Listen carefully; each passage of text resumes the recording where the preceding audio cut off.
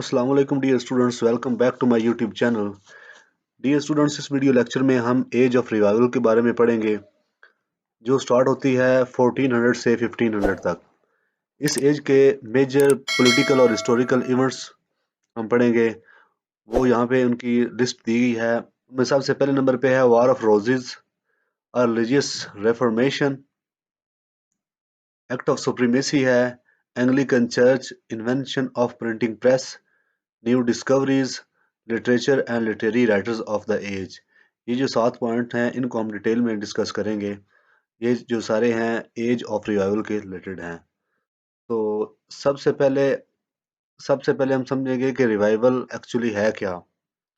Revival का मतलब है कि एक चीज़ पहले पैदा थी, पहले एग्जिस्ट करती थी, तो वो दोबारा सामने आई, उसका रिवाइवल हुआ।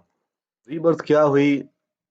Revival of ancient Greek and Roman literature, music, art and philosophy।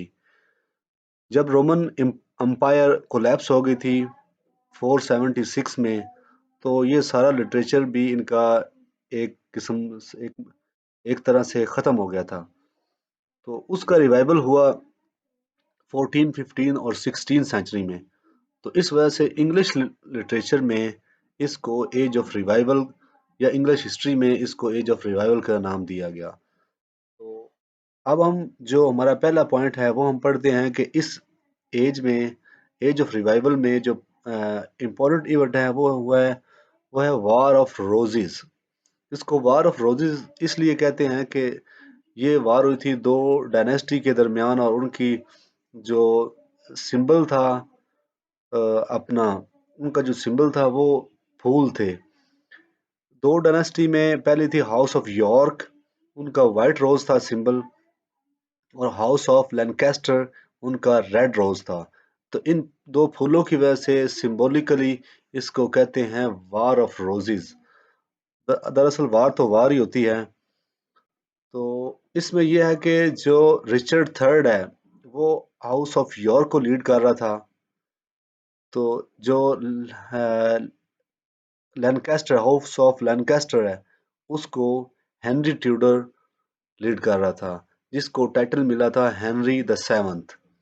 तो ये दोनों जो हेड थे अपनी अपनी पार्टीज को, अपने अपने हाउस को, अपने अपने ग्रुप्स को ये लीड कर रहे थे।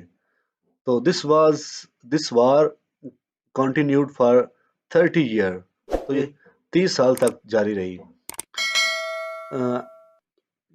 This war was ended after 30 years with the victory of Henry Tudor. Hence, Henry Tudor became the first king of Tudor dynasty. इसकी फतह के बाद ये ट्यूडर डायनेस्टी का पहला किंग बन गया, पहला एम्परर बन गया। तो Henry the seventh was followed by his son Henry eight. ये जो हेनरी ट्यूडर है इसको टाइटल मिला था हेनरी सेवंथ। इसकी डेथ के बाद इसका जो बेटा था हेनरी एट जो है वो आ गया। अब जो है Henry the eighth and Tudor dynasty, इस ये हम पढ़ेंगे। Henry the eighth married 6 times to get a male heir. इसने 8 शादियां की थी एक मेल हेयर लेने के लिए। तो इसकी जो फर्स्ट 3 मैरिजेस हैं या फर्स्ट 3 वाइफ्स हैं उनके बारे में हम पढ़ेंगे, क्योंकि उनकी जो उनमें से जो इसके बच्चे हुए थे वो आगे जाके किंग एंड क्वीन बने। पहली है फर्स्ट कैथराइन ऑफ एरागॉन। ये कैथोलिक थी। इससे इसकी एक डॉटर थी, उसका नाम था मैरी। तो जिसको बाद में जिसके साथ बाद में इसने अपना रिलेशन ख़त्म कर दिया और उस अपनी डॉटर को डिसऑन कर दिया क्योंकि वो कैथोलिक थी। तो दूसरे नंबर पे इसकी जो वाइफ है वो एनी बोलेन है। वो एक प्रोटेस्टेंट थी। इसकी एक बेटी थी एनी बोलेन की, एलिजाबेथ, जो बाद में जाके क्वीन बनी इंग्लैंड की, जो क्वीन रही 1558 से लेके 1601 तक। तो जो एनी बोलीन है इसको भी सेंटेंस कर दिया गया, एग्जीक्यूट कर दिया गया। थर्ड जो उसकी वाइफ है वो है जेन सेमोर। उससे इसका एक बेटा था एडवर्ड द सिक्स्थ। तो वो and he crowned at the age of 9 and died at the age of 15। तो अब थोड़ी सी तरतीब आपको बताऊं कि इसकी जो थर्ड वाइफ है जेन सेमोर, उसका बेटा है एडवर्ड द सिक्स, ये किंग बना। उसके बाद इसकी जो बेटी है मैरी, जो कि कैथराइन ऑफ एरागोन की है, उसके बाद ये बनी। तो एंड पे जाके जो इसकी वाइफ है एनी बोलेन, उसकी जो बेटी क्वीन एलिजाबेथ, वो जाके आगे चल के बनती है क्वीन। इस एज का जो अगला इम्पोर्टेंट इवेंट है वो ये है कि एक मूवमेंट स्टार्ट हुई इस एज में, जिसे हम कहते हैं a religious movement. It was a religious movement started by Martin Luther, a German monk in 1517 in Europe, when he protested against the certain authority and practiced the church. He hanged 95 theses which challenged the authority of the church, and this movement led to Protestantism. असल में बात यह है कि जो Catholic है उनके against ये एक मूवमेंट चली थी जिसे कहते थे प्रोटेस्टेंटिज्म। ये क्यों चली थी? क्योंकि जो कैथोलिक चर्च है वो करप्ट हो गया था। तो उसके मैंने की पॉइंट्स लिखे हैं समझाने के लिए। तो कैथोलिक चर्च वाले कहते थे कि साल्वेशन हमारे पास है, आप हमारे पास आए, हमें पैसे दें। तो हमारे पास एक परगेटरी है, एक सेक्शन है, जिसकी वजह से जो आपकी सोल है वो प्यूरिफाई हो जाएगी। कि चर्च में आए तो हम आपको जो है ना आपके गुनाह जो है ना बख्शवा सकते हैं, साल्वेशन आपको ले सकते हैं। तो मर्सी ऑफ गॉड जो है ना, वो जो चर्च का हेड है उसको राजी करने से है, ना कि बाइबल से। तो वो रॉन्ग इंटरप्रिटेशन करते थे, जो बाइबल की जो टीचिंग थी उसकी रॉन्ग इंटरप्रिटेशन करके लोगों के रिलीजन को, लोगों के बिलीफ को एक्सप्लॉइट करते थे। तो इसके अगेंस्ट एक यूरोप में मूवमेंट चली, जिसको स्टार्ट किया था एक जर्मन मॉन्क था मार्टिन लूथर 1517 में। तो ये मूवमेंट भी एज ऑफ रिवाइवल में चली। तो आगे चल के ये जो मूवमेंट है ये एक सेक्ट जो है ना वो बन गया था, एक क्रिश्चियनिटी में ये एक सेक्ट बन गया था। It resulted in the creation of branch of Christianity called Protestantism, a name used collectively to refer to the religious groups that separated from Roman Catholic Church due to differences in doctrine. तो ये differences थे, मैंने आपको बताया था salvation, वो उनको salvation का क्या तरीका था। तो चर्च को वो किस तरह गलत तरीके से इस्तेमाल करते थे अपना फाइनेंशियल बेनिफिट्स लेने के लिए। तो बाइबल की कैसे वो रॉन्ग इंटरप्रिटेशन करते थे।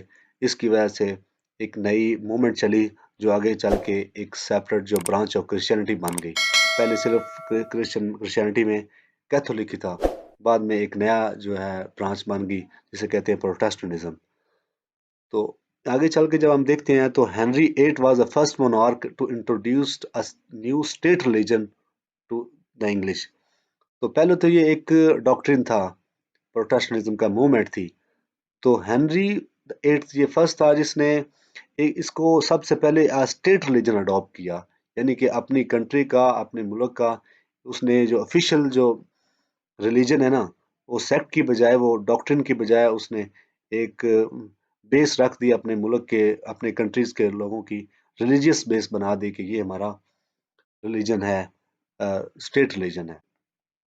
तो इसने ऐसा क्यों किया? क्योंकि when he was married to a woman, Catherine of Aragon, and she was Protestant. And at that time, the Pope was Clement the Eighth.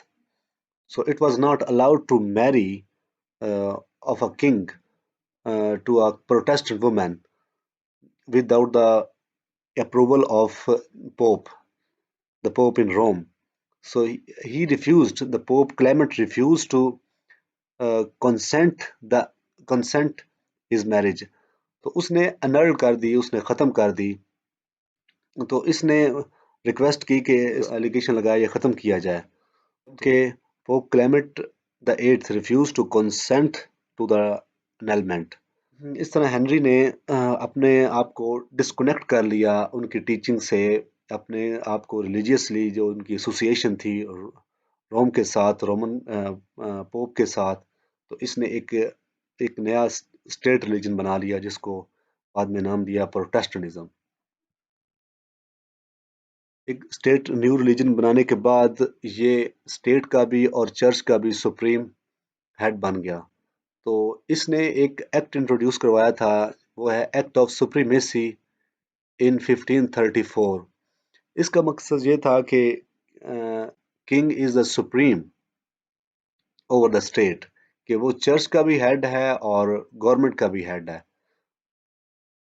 Act of Supremacy 1534, English Act of Parliament that recognized Henry VIII as the supreme head of the Church of England. The act also required an oath of loyalty from English subjects that recognized his marriage to Anne Boleyn. कि चाहे वो Protestant हैं तो उसके साथ भी इसकी marriage को रिकग्नाइज किया जाए। The act was more a political move than a religious one.